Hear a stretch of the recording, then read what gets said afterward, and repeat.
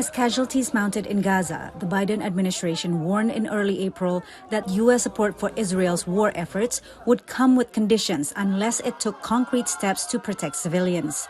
With Israel launching its operation earlier this week in Rafah, in the southern part of Gaza, where 1.3 million civilians are sheltering, the U.S. warning came to fruition on Wednesday. We are currently reviewing some near-term security assistance shipments in the context of the unfolding events in Rafah.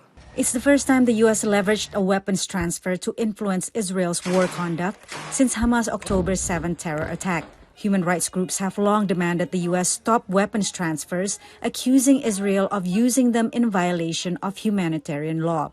The suspension was welcomed by progressives in Biden's Democratic Party, but criticized by Republican lawmakers, including Senator Lindsey Graham. You want to micromanage the war?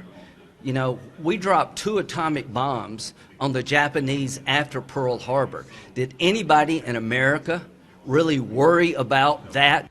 The U.S. first considered withholding arms last month as Israel seemed closer to a decision on Rafah, a senior administration official said.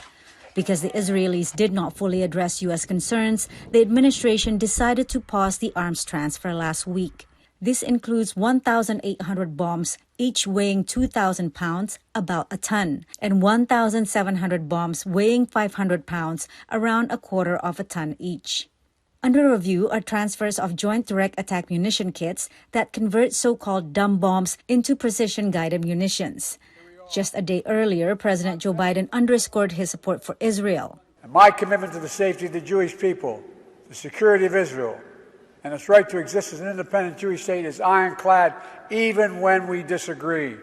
His administration recently approved $827 million worth of weapons to Israel. At the same time, it missed a Wednesday deadline to submit a report to Congress on whether Israel is violating humanitarian law while using American arms.